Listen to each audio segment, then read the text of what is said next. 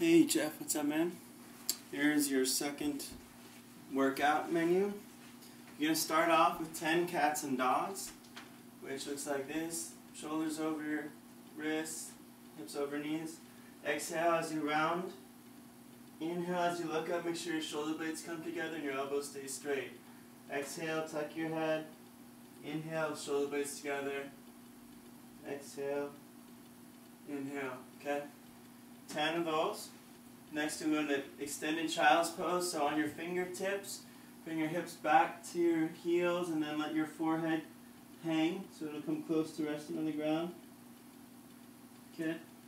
Sort of pushing your whole spine into flexion, so your tailbone behind you is kind of tucking under as your abs engage slightly and you push into the ground lightly with your fingertips. 1 minute. Next one will be supine calf and hamstring stretch, so grab a strap, yoga strap or a scarf or whatever. Lay on your back. First have it be around the ball of your foot, okay, rather than the midfoot, and one thigh is down and even with the other. Hold on to your strap with a little bit of contraction in your shoulder blades so you have a broad chest. And at first, you're actively flexing your foot towards you, and you're pulling with your hands, and you're squeezing your thigh tight. Make sure that your foot is really straight, okay? Don't let it be pointed out to the side or whatever. Make it really straight. And then rest your head on the ground. Hold that for 1 minute. Then lower the strap. So try your midfoot, pull it up higher, so you're at like close to 90. If you can get to 90, great. And hold that for 1 minute. Thigh tight, foot in flexion, foot straight. Lightly pulling down with your hands and your shoulder blades together. 1 minute on each side. Next exercise, runner's stretch. This one you will progress as you get better at it.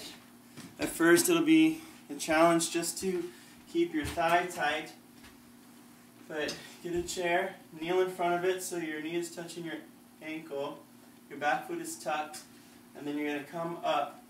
Squeeze your thighs tight, make sure your hips are square, and try to stick your tailbone out. So instead of being rounded through your low back, you're trying to arc it, okay? It'll be a big stretch on your front hamstring.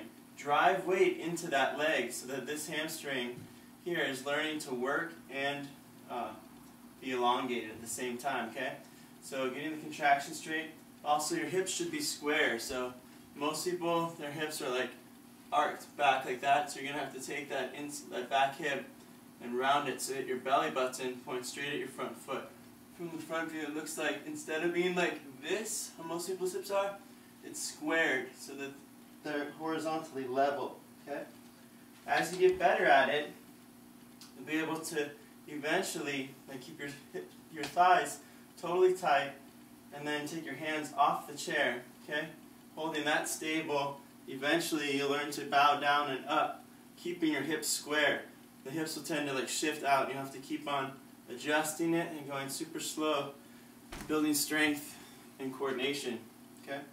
So at first holding that for 1 minute, working towards those progressive states of less weight in your hands, eventually hands in a prayer pose, and eventually performing 10 bows with each leg, okay? Thighs staying tight. Next exercise, spread foot forward bend, so you use your couch at first. I'll use this chair for demonstration. Feet very wide and very straight, so they're parallel to each other. Use your chair, use your couch to bend over to whatever degree you can, keeping your thighs tight, contracted, yeah? And the weight in the balls of your feet. So go down for 30 seconds, keeping your back extended, okay? Or at least flat. Try not to let it round so much, but get your tailbone to learn to arc up, okay? Hold that 30 seconds in the middle, walk your hands over on your couch, 30 seconds there, then 30 seconds to the other side, okay?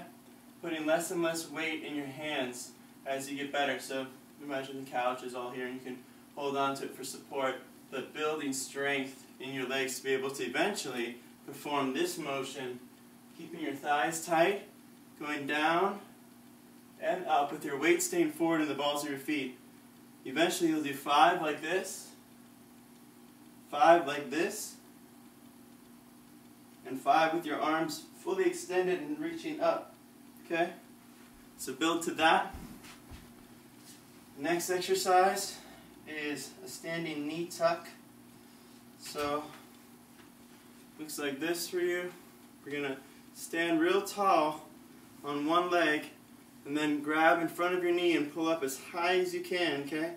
Keeping your standing leg straight, standing quadricep contracted, your stomach flat, and really pull your knee towards your chest so that you're not like leaning back with it. So instead of like this, you know, we're pulling it so that your knee actually tries to come and touch your rib cage, okay?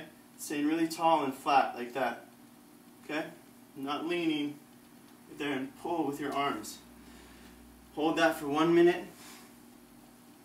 Next exercise to finish the circuit is what I just made up the name, ceremonial bows. So your hands will be like in a prayer position, your chest tight, feet hip width apart and straight, okay? Thighs tight, weight in the front of the feet, okay? And you're going to bow down as low as you can. Your back can round in this and then come back up. But make sure that your weight stays in the front of your feet, right in the balls of the feet. Down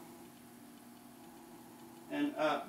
And make sure that your feet are close enough together so they're hip width. Like your tendency to have a wide stance. This is trying to correct that, okay?